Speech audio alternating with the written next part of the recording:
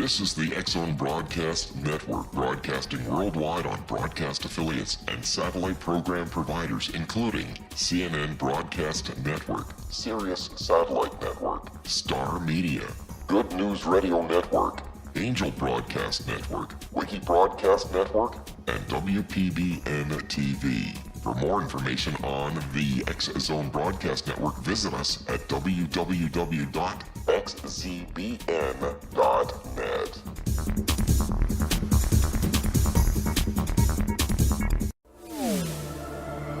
The X-Zone Radio Show with Rob McConnell is largely an opinion talk show.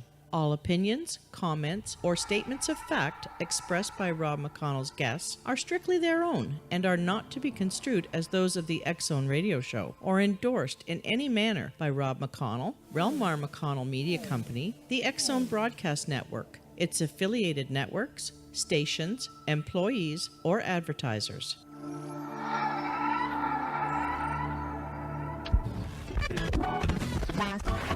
All Hit Radio.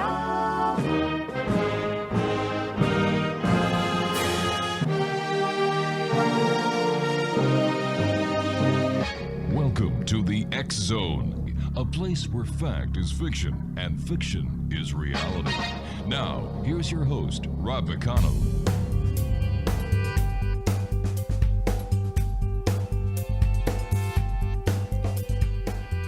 This is the X-Zone. I am Rob McConnell. We're coming to you from our broadcast center in Hamilton, Ontario, Canada, on the iHeartRadio Network, Talkstar Radio Network.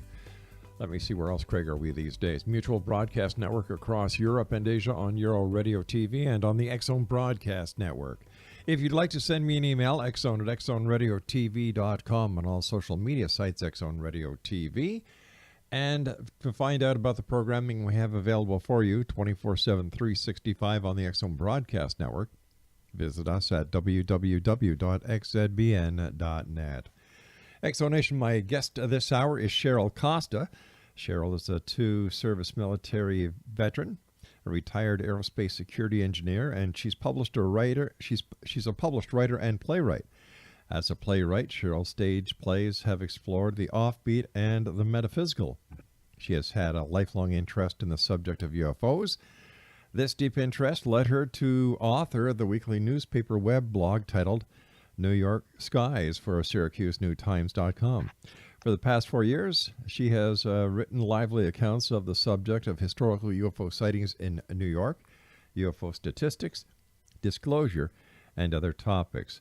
First of all, welcome to the show, Cheryl. And what was it that made you so interested in UFOs? Well, I saw my first one when I was about 12, and it was a late August afternoon, and about 2 weeks before school started, and we were visiting a relative, and we were coming down the hill from their farm in Savona, New York, and clear blue sky, 4:30 in the afternoon, and out there was a big silver ball just sitting there. And I tell people, if you put your arm all the way out and look at your little finger, the fingernail is about the size of how big that ball was. Was this your first and only sighting, or have you had other sightings since then? Oh, I've had plenty of other sightings since then, but that was my first one. My mother explained to me it might be a balloon, might be something from the Air Force, and then she dropped the big one on me and says, might be people from another planet. And she was very well read at that point, and she explained it all to me, and I was fascinated. So when we started driving the car again, my father was driving the car, I was looking out the rear window of the car, and I watched it just sitting there, and then when it decided, just for about another 10 minutes, and then when it decided to go, it was like, boom, it was gone.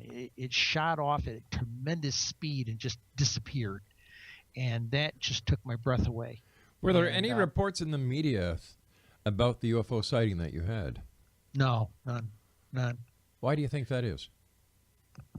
Well, maybe nobody reported. Remember, this was a very rural area in upstate New York where we were seeing this. So the population of the little town we were visiting my aunt and uncle at was probably only about 300. So it could have easily been missed.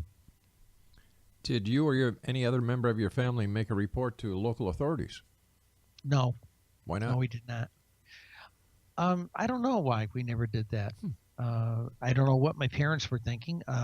But no, it wasn't that kind of thing back in those days. Who were you going to call? The local newspaper or the police department, And my mom chose not to do that. She's very shy. But thereafter, as we both found books in the library coming in about UFOs, late 60s, there was a lot of, this was around 65, 66 time frame. There were a lot of cool books coming out. Frank Edwards came to our town to speak on the subject matter. I went to go see it and see him talk. I was in junior high at that time, and I went to go see him talk, and I thought there'd be a couple hundred people in this auditorium. The place was jammed. It was like 2,300 people in the auditorium. And so, again, that added to it. And then my next sighting was in 1971. I was in the Air Force. I was in Cam Ranh Bay, Vietnam. And it was Christmas Eve, 1971. I was going down to go to midnight mass with a friend of mine. And we were walking across the base, and where we were was out on essentially, Cam Ranh Bay is a big sandbar. It's like being at Virginia Beach, So a gazillion stars in the sky. All right, we're going to take a break here. When we come back, more of this Christmas Eve sighting. And our guest this hour, Exonation, is Cheryl Costa. To find out more about Cheryl, or if you'd like to get a copy of her book that was co-written with Linda Miller Costa, the name of the book is UFO Sightings Desk Reference, and it's available on Amazon.com. This is the X Zone. I am Rob McConnell. We'll be back on the other side of this break. Don't go away.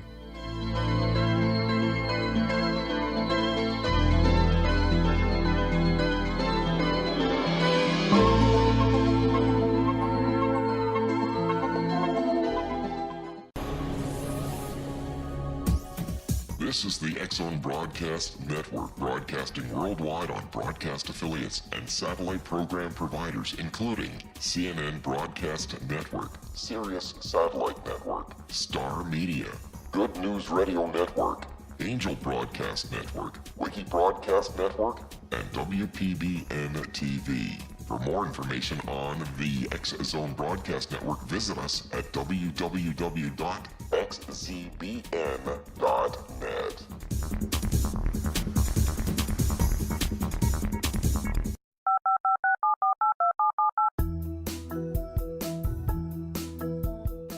Did you know that when you're on the road with limited data or Wi-Fi, you can still listen to the X-Zone Radio Show with Rob McConnell, The Science of Magic with Gwilda Wiyaka, X-1, Dimension X, Space Patrol, and every minute of the X-Zone Broadcast Network by calling 213-401-0080, courtesy of Audio Now.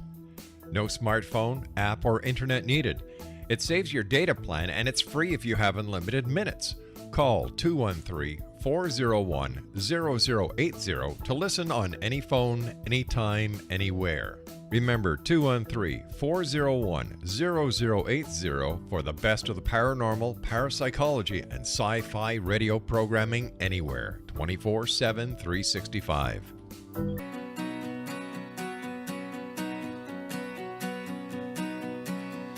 Welcome back, everyone. Cheryl Costa is my guest. Cheryl, along with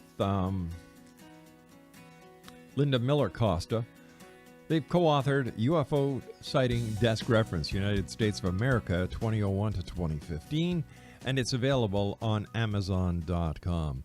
Cheryl, before we went to the break, you just started to tell us about your another UFO sighting. I believe it was 1971 on the beach in Vietnam. So if you could please continue that.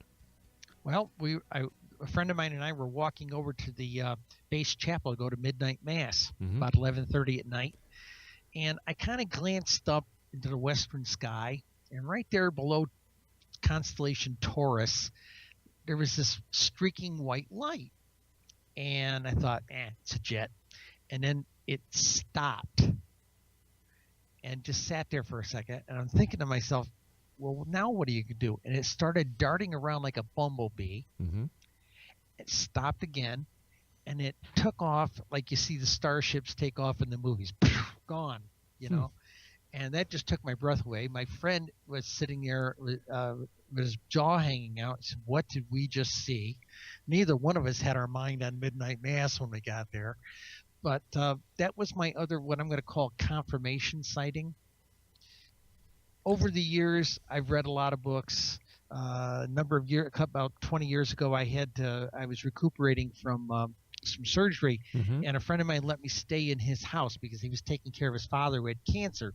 So he told me, feed the cat and stay at my house. Because at the time I was between apartments when I got hospitalized. Right. And this guy had first editions of just about all the best UFO books ever written to that point. And so place didn't have cable, so I had a lot of time on my hands, so I read. And I got very heavy on the topic and formed whatever opinions I had about the topic through that period of time. That was about 91 time frame.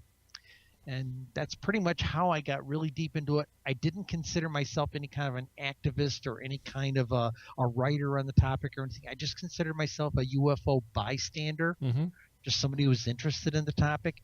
And then in 2012, I saw a newspaper article one night that got my attention, and to say it in short words, got me very upset and ticked off. And I said, I'm going to do something about this. Well, what were the words that got you ticked off? Well, it was a sidebar story. It was November 4th, 2012. It was a sidebar story on CNN.com.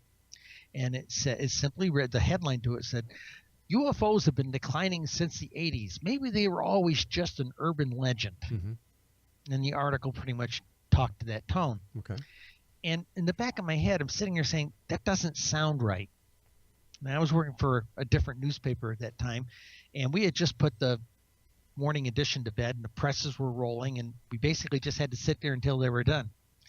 And so I Googled MUFON, Mutual UFO Network, for the first time in my life. And I went there and I looked up the yearly summaries for like a 20-year period from like 1980 to 1999. And I dropped the numbers. I wrote them down on a pad, dropped them onto an Excel spreadsheet, and plotted it. And the bar graph went up like a rocket. And I said to myself, what memo didn't the UFOs get? You know? Yeah, well, you see, I have to wonder about the statistics from MUFON myself, because MUFON is an organization that is geared towards ufologists and those who believe. So the accuracy or the validity of a lot of their statistics cannot be authenticated. Well, okay, let's go there a minute. Sure.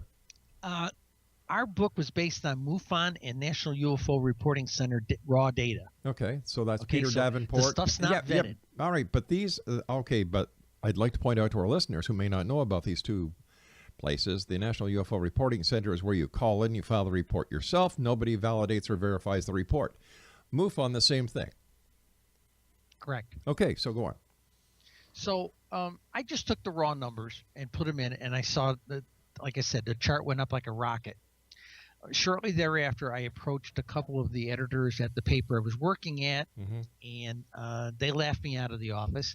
And then I went to a couple of other papers up here in upstate New York and got either thrown out of the office, or as one editor said, what branded tinfoil do you wear?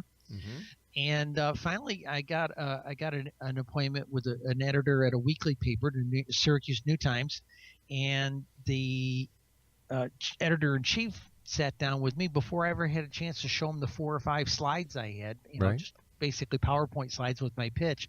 He sat there and talked to me for 45 minutes about UFOs, and he had read about all the same stuff I had, so he was sympathetic to the topic matter. Right. And he said, okay, we'll try it for a month. So, and then he says, if we don't pull any traction with page views, bye. And I said, okay, fine.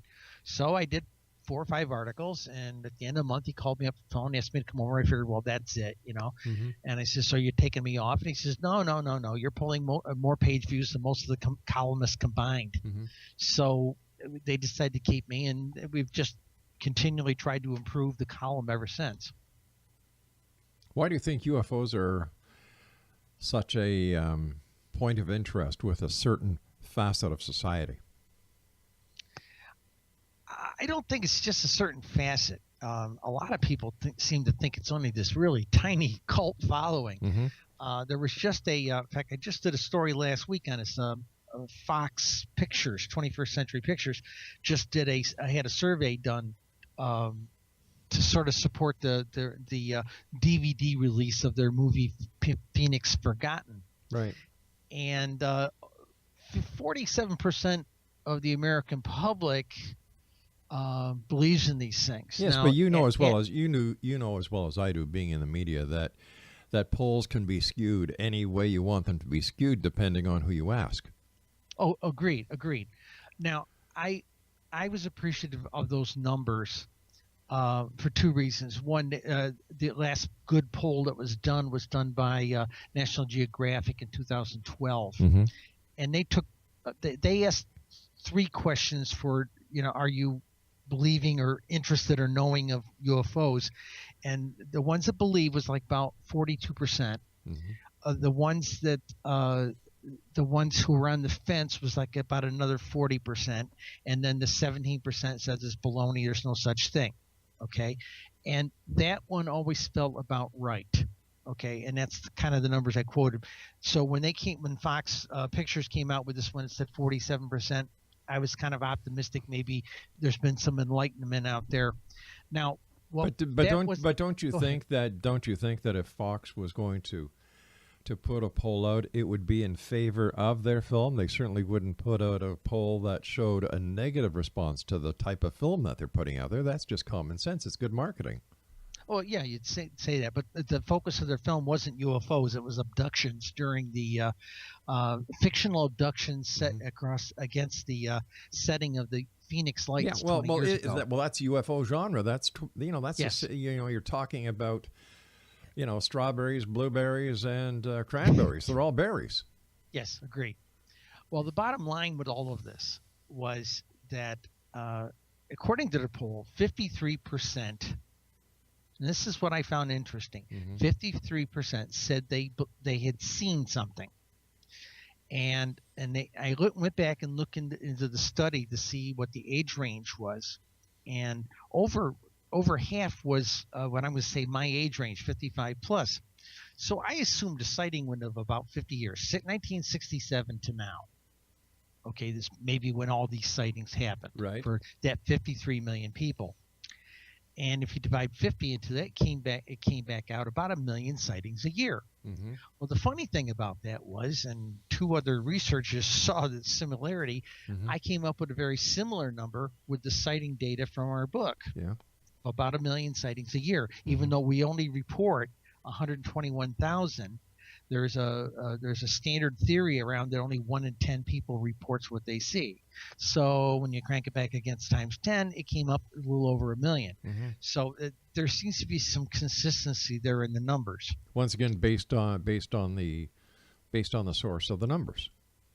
Well, the source of the numbers in my book, were strictly the database raw data. And I know a lot of people were upset. Well, you didn't vet them. I can't vet them. Well, then how can you take that data? How can you take? I assume that a certain number of people. But how could you take that data as legitimate if it can't be vetted?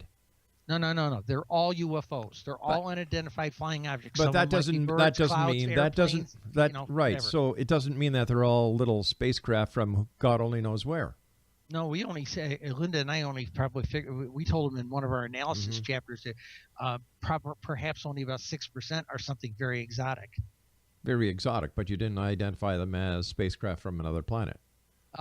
Whatever those things are. It could be spacecraft from another planet, it could be interdimensional craft, whatever these. So if we're talking a variance, if we're talking an actuality of 6% compared to identified but not exotic sighting of 94%, what's the significance in the book? Well, okay, there you go with the 94% noise. And I had a problem with that as well. The issue is that, okay, here's a handful of pins in a big stack of hay, as they say, a needle in a haystack. We don't know which one of those 121,000 are the genuine article, as they say. Okay. So we took the approach when we were putting the book together. These are what people say they saw. Somewhere in there is the truth. but this is the scale of something's going on because there's smoke here, and this is a very big number. And if you start looking at the percentages, there's a bigger number out there. In fact, the 121,000 number suggests about 30 something specials a year. If you go back against that million number, wait a sec. 30 specials. Okay, 30 specials a year. I don't understand that. 30 close encounters of the third kind of events. Something very special, exotic. Those guys coming down from the sky. Maybe. That's what it suggests. That's what it suggests, but it hasn't been vetted. It hasn't been verified. It hasn't been authenticated either. It's speculation. Yeah, perhaps. Perhaps. For the researcher who's trying, no one's ever done this compiling before. This is the complaint that I had. Have you ever heard of Chris Rotowski? Everybody was always just telling stories. Have you ever heard of Chris Rotowski? The numbers up. Have you heard about Chris Rotowski? Chris has done this analytical study before. He's with the University of Manitoba. Okay, I know who he is. You know, he's done these figures as well. Steve Bassett has done these figures, like figures showing anywhere from 96 to 98% of the naysayers compared to the 4 to 6% of those who believe. Those figures aren't new. What in your book is new? We add, okay, they've done all that. What we did was we went in, and neither database had good county data. We put in the county data, so we had the ability to drill down to the county and show you within a state what counties, who had what sightings. Oh, that's interesting. And that began showing us patterns, and patterns no one had ever seen before. All right, we've got to take our news break at the bottom of the hour. Please stand by. Okay. Exonation, Cheryl Costa is our guest this hour. Cheryl, along with Linda Miller Costa, they're the authors of UFO Sightings Desk Reference, United States of America, 2001 to 2015. It's available on Amazon.com. We'll be back on the other side of this break as we continue here in the X Zone from our broadcast center in Hamilton, Ontario, Canada. Don't forget, if you'd like to get the current edition of the X Chronicles newspaper, it's available at www.xchroniclesnewspaper.com.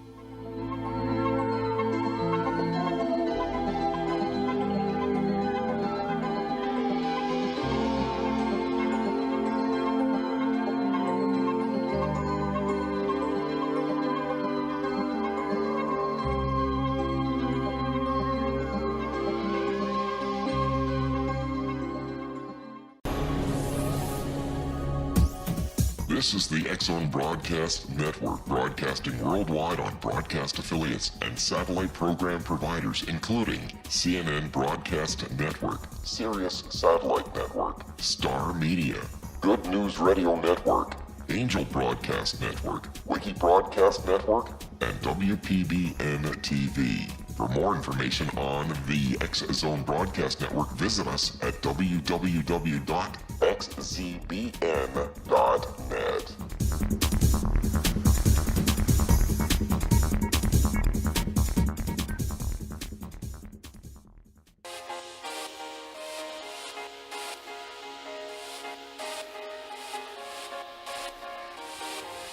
We're talking about UFOs this hour here in the X Zone. Cheryl Costa is our special guest, along with her Linda Miller Costa. They're the authors of UFO Sightings Desk Reference, United States of America 2001 to 2015. And it's available on Amazon.com. All right, so what did you find out during the analytical study of the counties based on the reports from the MUFON database and the information from the National UFO Reporting Center? Well, I had already done this for New York State during the course of writing my column, and we compiled how to do this. And there was some process involved. We had to write some process because it was not just add the numbers up, because there was some messiness with the way the databases were kept. So we wrote process for doing it. And one of the things that came out of the whole thing was we started sharing with some New York State investigators. And we started seeing patterns. Like, give an example. We all knew that there was a Lake Erie effect. Lots of sightings out there in the Niagara frontier around Erie County, Niagara County. But what we didn't know was suddenly when they have county data in there, suddenly we're seeing almost equivalent numbers in Monroe County, which is essentially Rochester, New York, that general area. Essentially, that brought up the idea maybe we've got a Lake Ontario effect. We also noted that 51% of the sightings in New York State followed down the New York State counties that are line the St. Lawrence Seaway, and 19% there, and then about 30%, 32%, something like that, from Lake Champlain all the way down the Hudson to the Atlantic Ocean. And that was 51% of the sightings.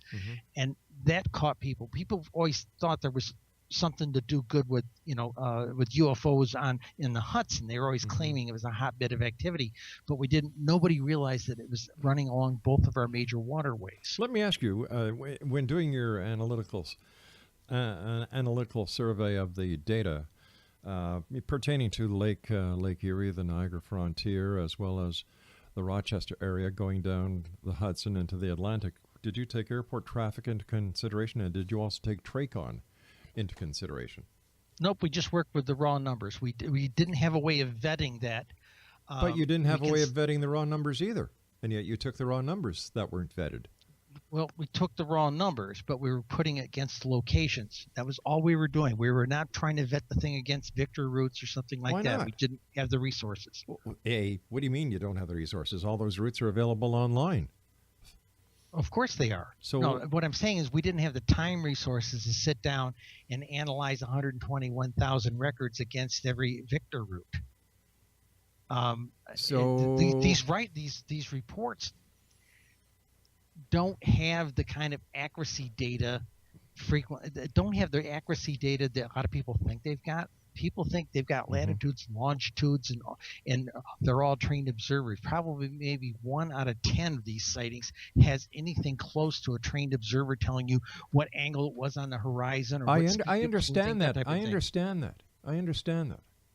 However, if you're going to do an analysis on non-vetted data, how could you not include or give the reader the information that this does not include air traffic or TRACON information?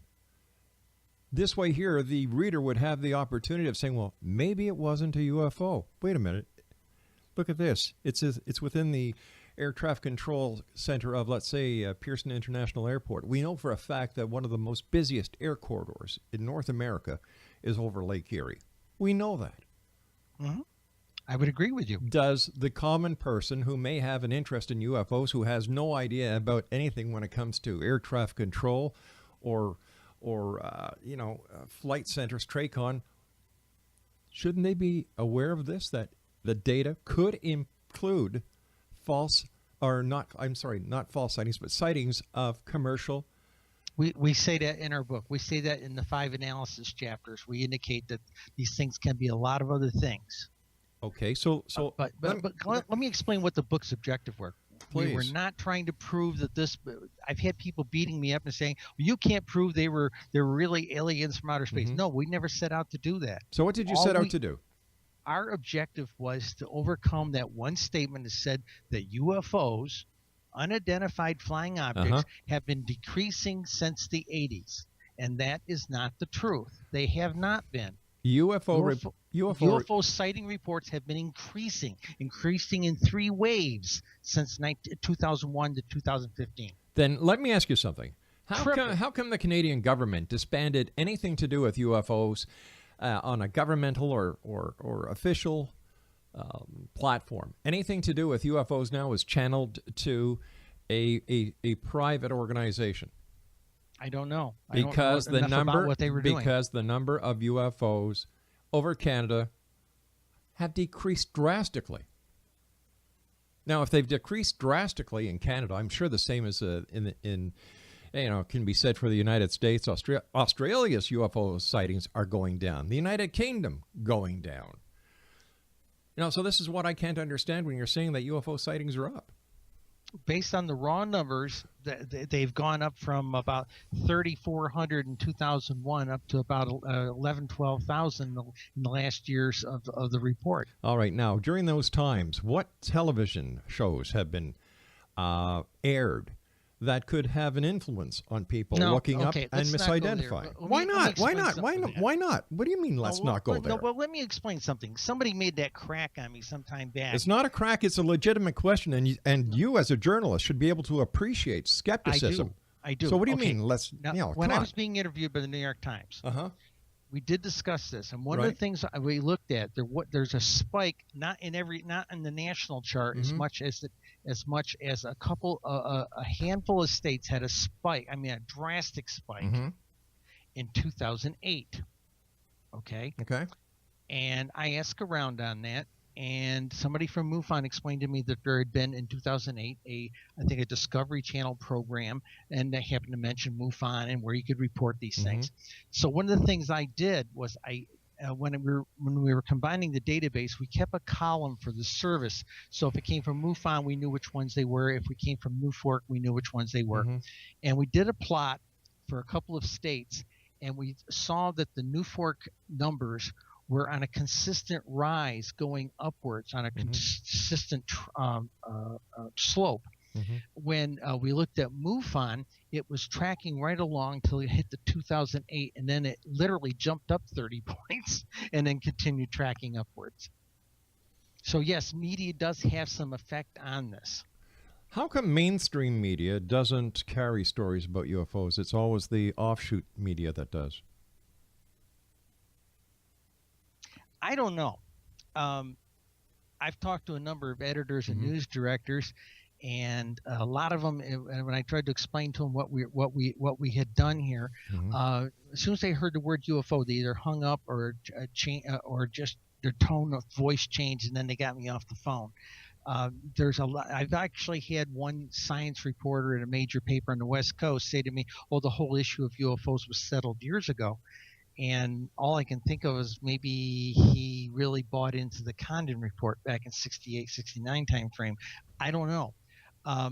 What's interesting, though, is that a number of people have looked at this material and said, well, wait a minute, you took a little bit different approach here. There's a little bit more science involved here instead of the anecdotal and storytelling most of the UFO books have. All we were trying to do was put some statistics out there for people to work with. And investigators find this thing very helpful, because instead of spending hours on CMS at MUFON trying to find out how many, say you're an investigator and you're going to go to a town or a county and you want to have a ballpark idea of what they've had going on in the past, suddenly here's a book here that can give you the raw counts for both services. All right, now you say investigators. Are you talking about professional investigators, or are you talking about UFO researchers? I'm talking about the MUFON, principally the MUFON investigators. All right, so we're talking about amateur investigators, not professional investigators. Amateur investigators. Almost everybody out there doing this is an amateur. But if this was such a legitimate concern, don't you think that more people would be taking it seriously? Well, they've been told there's been a policy of ridicule and denial for close to 70 years here in the United States. And a lot of people were programmed in the 60s and 70s. Oh, you didn't see anything, because if you do say you saw something, people will come, the newspaper or the television station will come out, put a camera in your face, and then make you look like an idiot on the 6 o'clock news. And then people got that message real quick, and a lot of people don't talk about it. What I did find, though, is in the course of writing my column in the last 4 years, is a lot of families are handing these UFO accounts within families. They're handing them down like family heirlooms. It's interesting.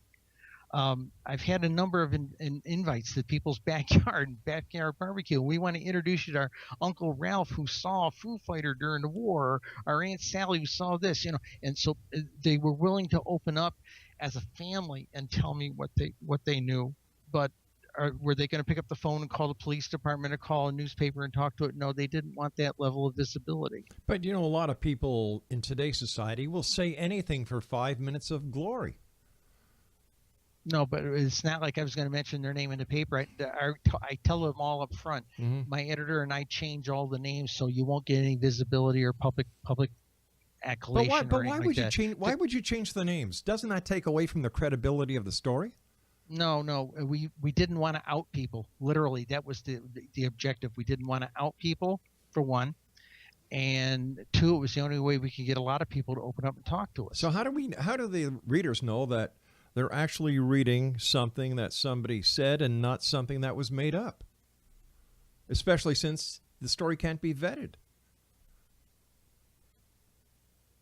I can't give you an answer there. I try. We try to, like when I pull stories out of the databases, I keep all the data. Sometimes I have to put a little bit of story to it to explain what was going on, but the facts are always there.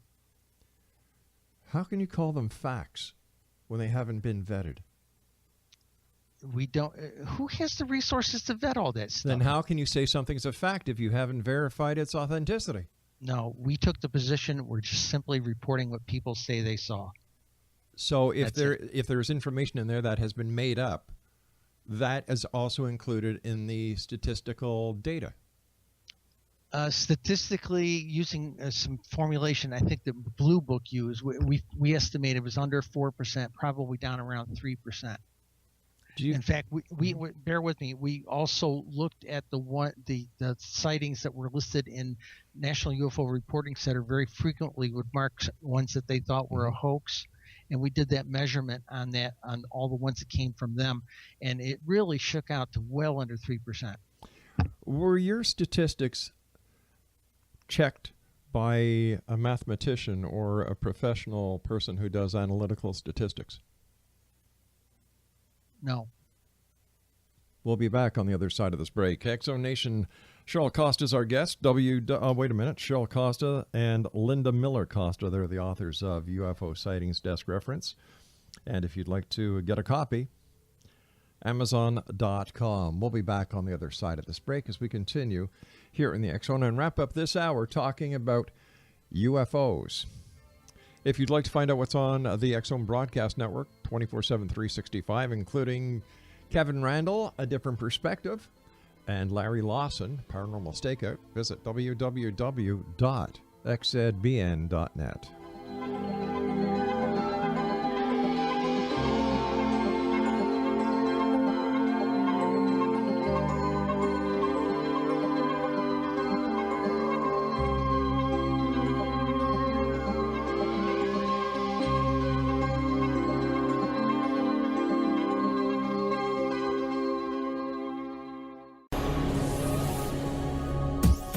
This is the X Zone Broadcast Network, broadcasting worldwide on broadcast affiliates and satellite program providers, including CNN Broadcast Network, Sirius Satellite Network, Star Media, Good News Radio Network, Angel Broadcast Network, Wiki Broadcast Network, and WPBN TV. For more information on the X Zone Broadcast Network, visit us at www.xzbn.net.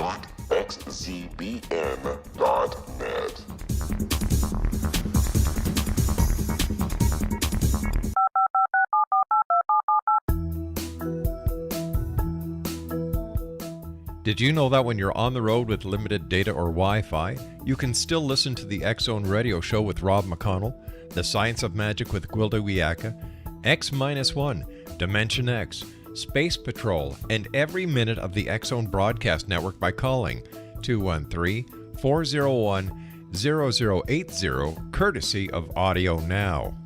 No smartphone, app, or internet needed. It saves your data plan and it's free if you have unlimited minutes. Call 213-401-0080 to listen on any phone, anytime, anywhere. Remember 213-401-0080 for the best of the paranormal, parapsychology, and sci-fi radio programming anywhere, 24/7, 365.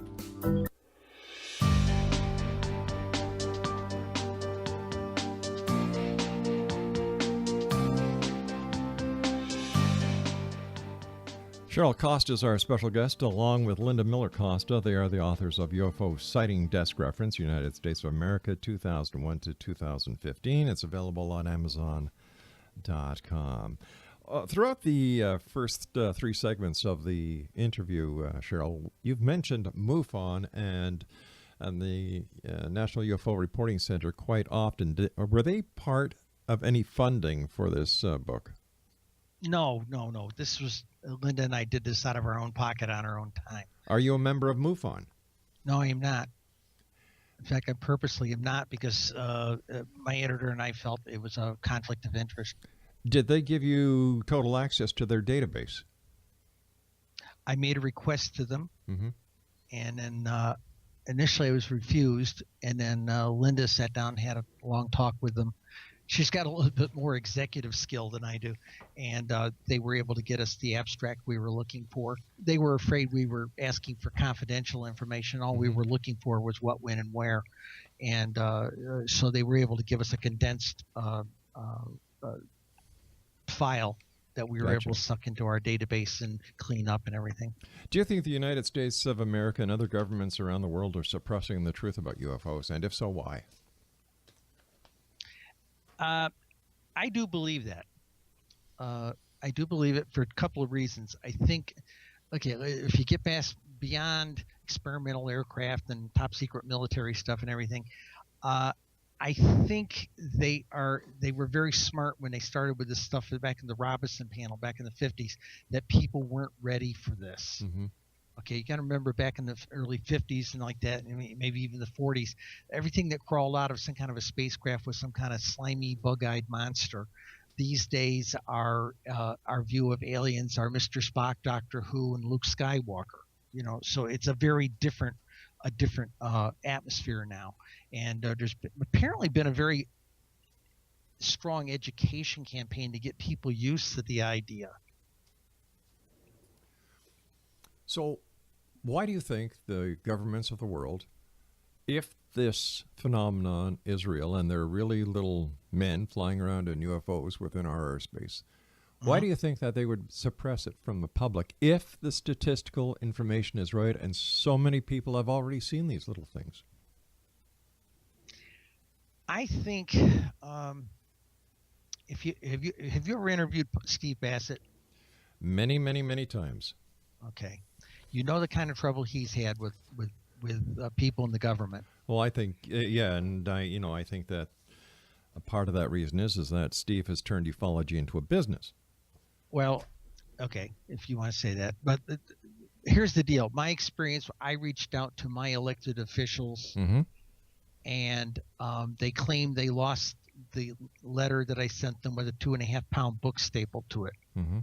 I got them another copy and got them another book, Mm-hmm. and I have nothing but deathly silence because the subject matter has been painted with the silliness and kook brush. Could it also be that in today's society, the government, could it also be the elected officials, they don't. Could it also be that in today's society, where there's a lot more going on in the world than just people looking in the sky for UFOs, that UFOs are not that important?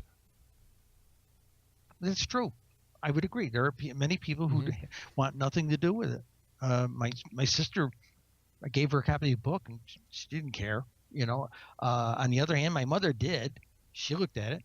A lot of other people I gave a copy of the book to, they cared.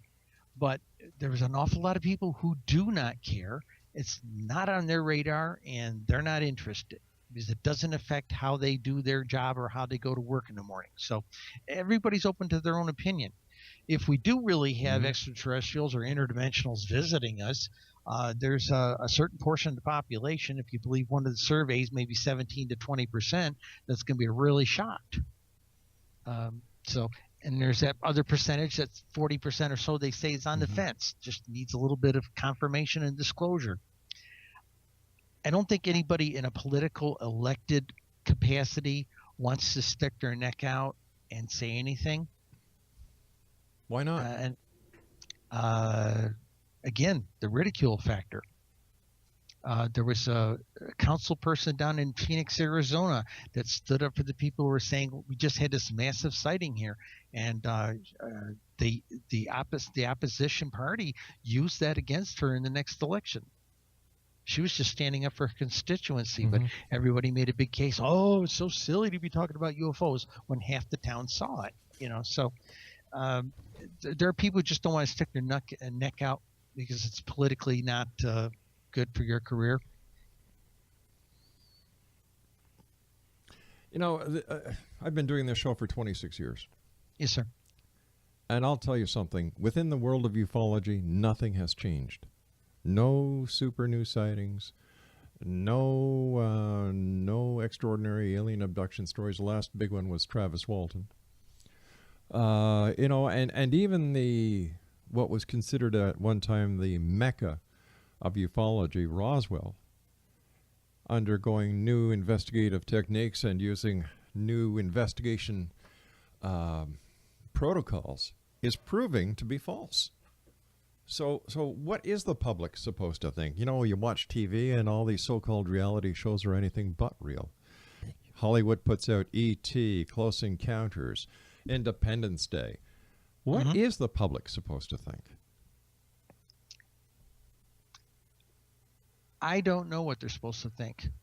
For years, I always tested this material myself, in the sense that, what did I weigh? And in fact, it was right up until about 2012 myself that I was 50-50 on it.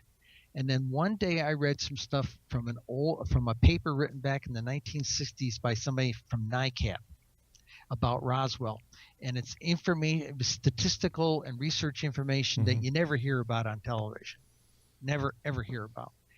And for me, that was a smoking gun. And I said, wow, because I didn't even put very much credit into Roswell. I thought it was misinformation campaign for years. And it wasn't until I read that book that I had any concept of how much activity was going on. They had sightings in 38 states going on, and there were clusters, and it was a huge deal. And it was started long before weeks before Roswell, and weeks before Ken Arnold. And that's what got me thinking, maybe there is something to all of this. Maybe there is even something to Roswell. Up until that point, I didn't even really believe Roswell ever happened. The fact that Roswell has been turned into a circus for a week each and every year, doesn't that also take away from the credibility of anything that is left of the Roswell case? I think it does. The fact that Jesse Marcel broke protocol by bringing evidence to his family and letting his family touch and play with this alleged evidence that he took from the Brazil farm instead of following proper protocol and taking it from the Brazil farm directly back to the base. Doesn't that also kill the story? Oh, I don't know. Now, come on, you're a former member of the military. What would you do in that situation? Would you follow protocol? Yes, I would. I'm a former police officer. You're damn right I would. Okay. All right. I follow your drift. And you break the chain of evidence, you don't have a case. Agreed. And if it was military evidence, I come from that background in the Air Force. Right. So I agree with you. You wouldn't break the chain of thing. And he did break protocol in that context. Yeah. I don't know if Roswell's the real thing or not. I've seen evidence to suggest it. That's all I can talk to. I think what bothers me is that, as you said, some of these Hollywood, all these upper cable channel type programs, a lot of them start out and say, well, it all starts with Roswell. Yeah. No, it doesn't. And they're telling a very, very slanted story. And there's a lot more activity, a lot more things that have been going on long before Roswell. And I think that's what torques me off more than anything else, is that they're not telling the whole story. They're telling in the part that they want to publicize and the part they want to talk up. And that makes me suspicious. Do you think there's any way that credibility can be restored within the UFO community, especially with what's gone on with MUFON over the last couple of weeks, with the slanderous remarks that have been coming from inner circle members, as well as the fact that Jan Harzan refuses to do anything about it? That's a tough one. That is a tough one. Right now, MUFON and NUFORC are the only real. There's a couple other smaller groups of people out there who are doing investigations, but right now they're the only ones that are out there doing any serious investigations. But then again, you got to throw throw another thing at them and say, Jesus, they used to be serious about the investigations. These days, they only seem to be interested in money. Yeah. That's and, right. And granted, I know you got to have money to run an organization, but I mean, this is getting a little ridiculous, you know. Yeah. Well, we've come to the end of this hour, Cheryl. I want to thank you so much for coming on the show. And Exo Nation, if you'd like to get a copy of Cheryl and Linda's book, it's entitled UFO Sighting Desk Reference, United States of America. It is available on Amazon.com. I'll be back on the other side of this commercial break with the news at 6.5 minutes past the top of the hour, as once again we return here in the X Zone to where a place is, well, this is a place where people dare to believe and dare to be heard. But if you believe, come here with facts. Just don't write a book, throw some statistics in it without vetting them, without having the book verified by someone who does analytical mathematical surveys and statistics for a profession. Don't expect people to buy everything that you're selling. I'll be back on the other side of this break. Whatever you do, don't go away.